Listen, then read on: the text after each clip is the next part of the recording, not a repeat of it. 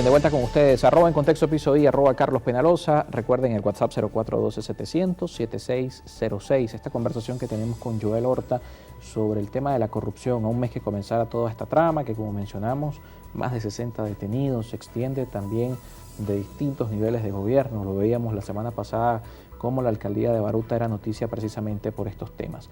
¿Favorece o de alguna manera genera más rechazo en el gobierno?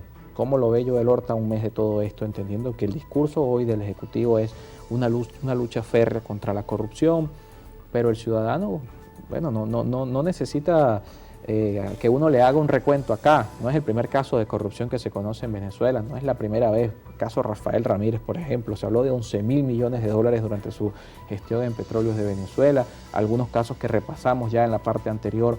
¿Cómo esto puede, en términos de la opinión pública, entendiendo que nos vienen escenarios electorales, impactar?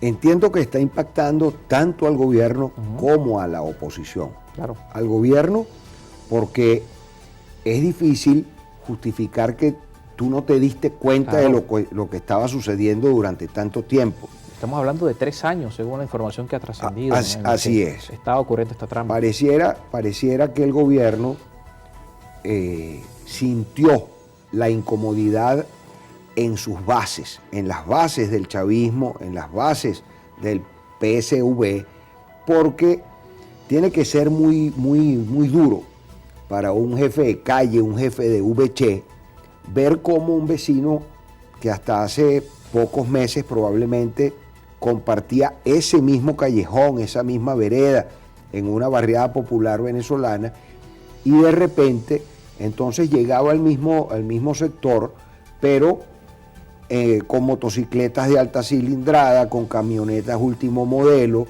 pero además degustando exquisiteces y bebiendo finas bebidas.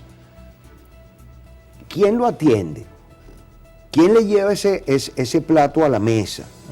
¿Quién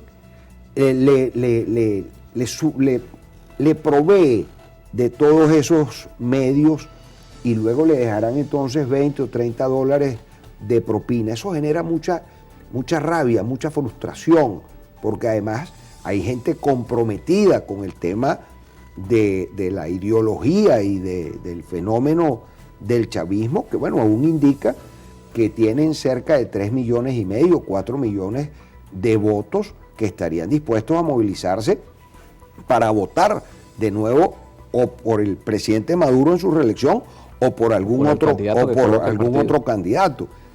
Ahora, ¿y si la oposición va fracturada, como todo indica sucederá, porque las primarias representan una parte de la oposición venezolana?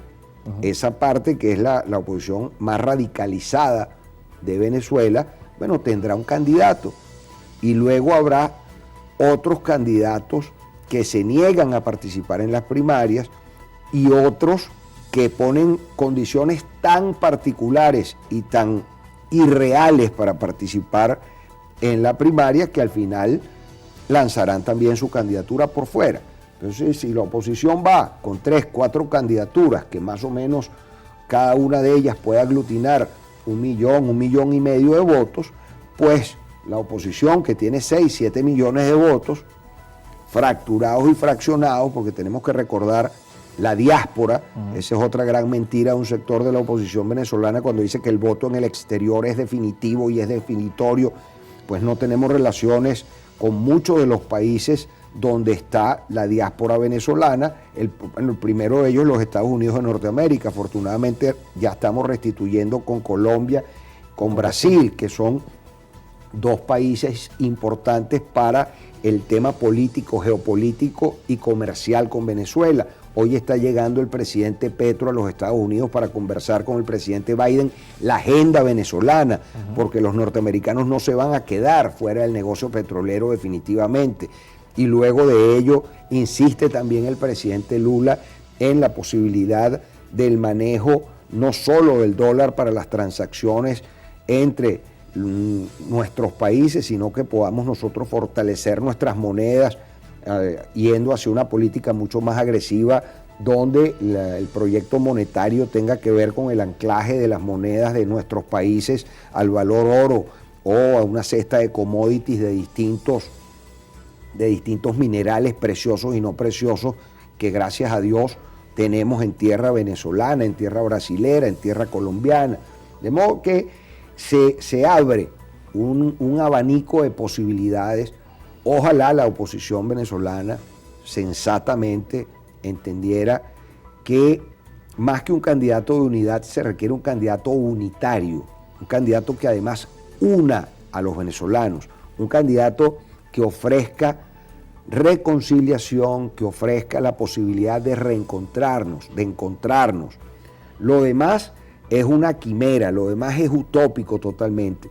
Y yo invito a todos los venezolanos a que estudiemos un poquito no solo el proceso chileno, donde Patricio Aylwin tuvo que mantener... Sin ser, por cierto, el líder político. No, era Ricardo Lagos quien encabezaba las encuestas, pero Lagos le dijo, Patricio, a mí Pinochet no me entrega, porque yo soy socialista, tú vienes de la democracia cristiana y a ti te va a entregar, pero la condición para que le entregaran el poder a don Patricio Aylwin es que Pinochet se mantuviese como ministro de Defensa y jefe del ejército, y eso fue durante 17 años. Pero lo mismo ocurrió en Sudáfrica con Mandela. Además. Mandela puso a De Klerk, que fue su carcelario, fue quien lo metió preso durante 27 años, y fue su vicepresidente. Pero vengamos al caso venezolano, lo mismo ocurrió cuando muere Gómez. Eleazar López Contreras fue un presidente de transición hacia un proceso de apertura en la política hacia la democracia venezolana, y lo mismo el mandato del presidente Medina Angarita, y lo mismo el trienio Adeco, para luego llegar, una vez ese sectarismo extremo que se produjo durante esos 3 años de gobierno, a el 58, después de la dictadura de Marcos Pérez Jiménez. De modo que tenemos muchas transiciones, porque esa transición, que fue el pacto de punto fijo, duró 40 años. Y guste o no, nosotros en este instante, así como se agotó la Cuarta República, se agotó la Quinta, debemos construir una Sexta República utilizando el mismo discurso oficialista, que sea construido entre todos.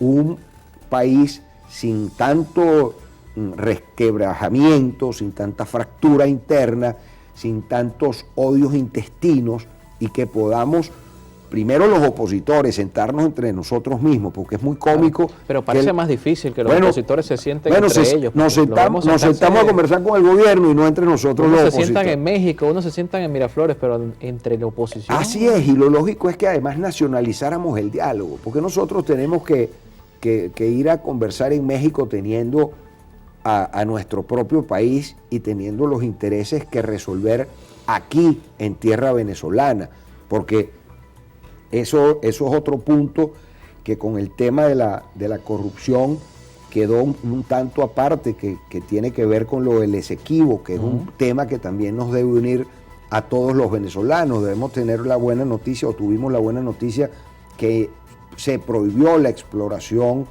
en los mares que pertenecen a la plataforma continental venezolana por parte de algunas empresas que Guyana había contratado. Y creo que nosotros tenemos que ir ahí a una política bastante más agresiva, donde podamos, no a través de las armas, sino a través de la ciudadanía, del establecimiento de una zona económica especial, de la cedulación de los ciudadanos que se encuentran en ese territorio, en esas tierras, de la inversión de empresas venezolanas en lo que sería esa zona económica especial.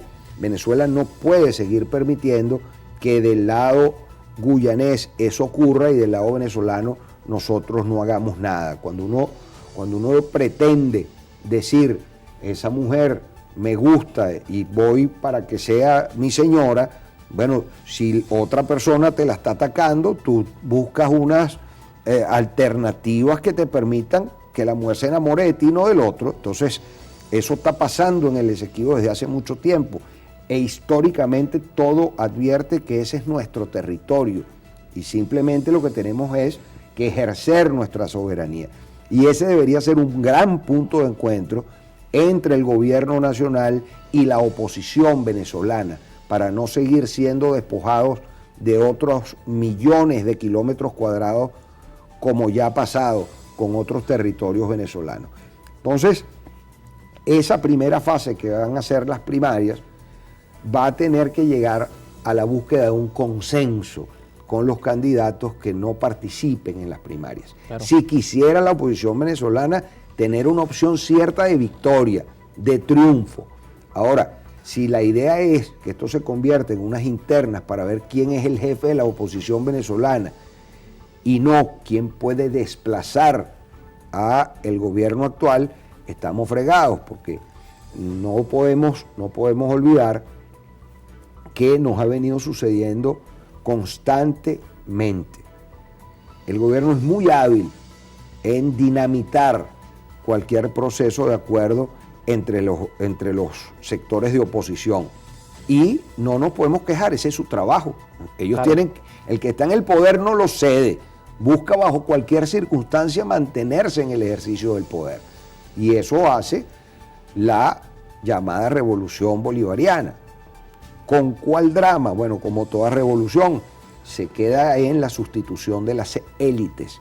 ¿Por qué? Porque se aburguesan esas élites. Entonces tenemos una nueva élite militar, una nueva élite económica, una nueva élite política que está clara en que si no es a través de un acuerdo y una conversación realmente sana, difícilmente entregue el poder. Ese es otro tema que no escucho yo de ninguno de los candidatos de la oposición venezolana, que es hablarle a la familia militar. No es mentira que en Venezuela se produjo lo que se llama lo cívico-militar. Eso es una realidad. Claro. Y sabemos que aquí los militares, luego que cantan el himno nacional de Venezuela, dicen: Chávez vive, la patria sigue. Por eso un candidato que no cobre, gane y gobierne, no le sirve al país. Aquí tenemos que buscar la posibilidad de un candidato que tenga la autoritas como para decirle al alto mando militar: yo soy el nuevo presidente electo de la República, pónganme el cargo a la orden, y a ver cómo eso sucede, porque no será fácil un gobierno con el chavismo en la oposición. Claro, con el chavismo en la oposición, con 19 gobernaciones, con la Asamblea Nacional, con la Fiscalía General, con el CNE, claro. Eso es una realidad.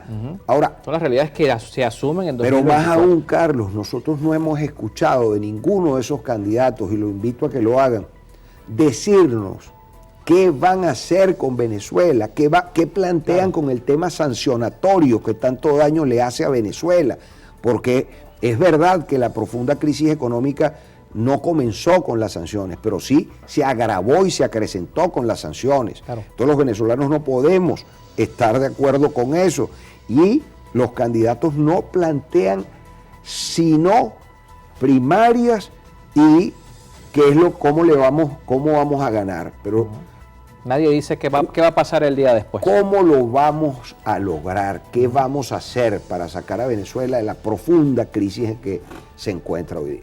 Bonito. Y por ahí hay algunos todavía pidiendo más sanciones. Bueno, a esos yo le pediría sanciones, porque son unos irresponsables, no quieren a Venezuela. Muchísimas gracias por acompañarnos esta tarde. Joel Horta, abogado y analista político, con nosotros en Contexto. Hacemos una pausa y al regreso César Pérez Vivas va a estar compartiendo con nosotros en estudio.